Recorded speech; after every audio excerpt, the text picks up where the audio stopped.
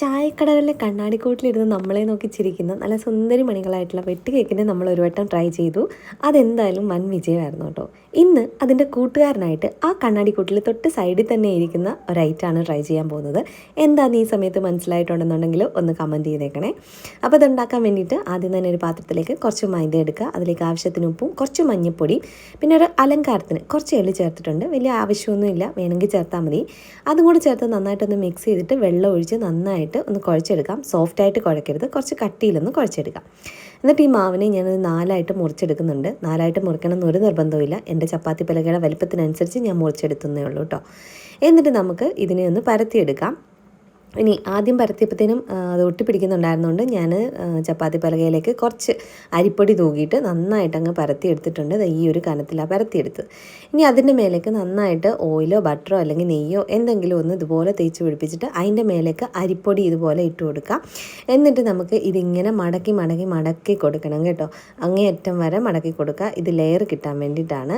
എന്നിട്ട് ഇതിൻ്റെ അറ്റം ഒട്ടുന്നില്ലെന്നുണ്ടെങ്കിൽ കുറച്ച് വെള്ളം തേച്ചിട്ട് അങ്ങോട്ടിച്ചെടുത്താൽ മതി. എന്നിട്ട് നമുക്കിതുപോലെ വേണ്ട വലിപ്പത്തിന് കട്ട് ചെയ്തെടുക്കാം. ഇതിപ്പോൾ ഞാൻ ഇച്ചിരി ചെറുതായിട്ടാണ് കട്ട് ചെയ്തിട്ടുള്ളത്. അപ്പോൾ അതേ ലെയേഴ്സൊക്കെ ആയിട്ടുണ്ട്. ഇതുപോലെ കട്ട് ചെയ്തതിൽ ഒരെണ്ണം എടുത്തിട്ട് നമുക്കൊന്ന് പ്രസ് ചെയ്ത് സെറ്റാക്കി എടുക്കാം. ഞാൻ ഒരുപാടങ്ങ് ബലം കൊടുത്ത് പ്രസ് ചെയ്ത് ചെറുതായിട്ടേ പ്രസ് ചെയ്യാവുള്ളൂ, അല്ലെങ്കിൽ നമ്മളെടുത്ത് ആക്കിയെടുത്ത ലെയേഴ്സ് എല്ലാം അങ്ങ് ഒട്ടിപ്പോവും.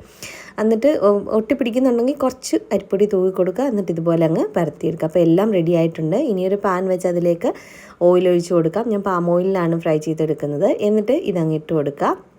എന്നിട്ട് തിരിച്ചു മറിച്ചു നോക്കിയിട്ട് നന്നായിട്ട് അങ്ങ് ഫ്രൈ ചെയ്തെടുക്കുക. മീഡിയം ടു ലോ ഫ്ലെയിമിൽ വെച്ച് സമയം എടുത്ത് തന്നെ ഫ്രൈ ചെയ്യണം. കാരണം ഇതിൻ്റെ ലെയേഴ്സൊക്കെ ഉള്ളതുകൊണ്ട് നന്നായിട്ട് ഫ്രൈ ആയി വരാൻ കുറച്ച് സമയം എടുക്കും.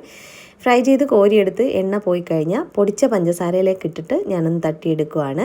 എനിക്ക് ഷുഗർ സിറപ്പ് ഇടുന്നത് അത്ര ഇഷ്ടമല്ല, അതുകൊണ്ടാണ് ഷുഗർ സിറപ്പ് ഡിപ്പ് ചെയ്യേണ്ടവർക്ക് അങ്ങനെയും ചെയ്യാം. ഇത്രയേ ഉള്ളൂ, സിമ്പിളായിട്ട് നമുക്ക് നമ്മുടെ മടക്ക് റെഡിയാക്കി എടുക്കാം. ചായക്കടയിലൊക്കെ കാണുന്നത് ചെറുതാണ് നമ്മൾ ഉണ്ടാക്കുന്നേ ഉള്ളൂ, വലുതായിട്ട് ഉണ്ടാക്കേണ്ടവർക്ക് അങ്ങനെ ഉണ്ടാക്കാം. നല്ല ടേസ്റ്റായിരുന്നു കേട്ടോ. ഇത് ഇഷ്ടമുള്ള എത്ര പേരുണ്ടെന്നുള്ളതൊന്ന് കമൻറ്റ് ചെയ്യണേ. എനിക്കിത് ഭയങ്കര ഇഷ്ടമാണ്. അപ്പോൾ നിങ്ങളും ട്രൈ ചെയ്തോ. ഇത് ഭയങ്കര സിമ്പിളാണ്. വളരെ എളുപ്പത്തിൽ നമുക്ക് ഈസി ആയിട്ട് പെട്ടെന്ന് തന്നെ റെഡിയാക്കി എടുക്കാൻ പറ്റും. അപ്പോൾ ട്രൈ ചെയ്തിട്ട് അഭിപ്രായം പറയുക. വീഡിയോ ഇഷ്ടപ്പെട്ട് കഴിഞ്ഞാൽ ലൈക്ക് ആൻഡ് സബ്സ്ക്രൈബ് ചെയ്യുക. ടാറ്റ.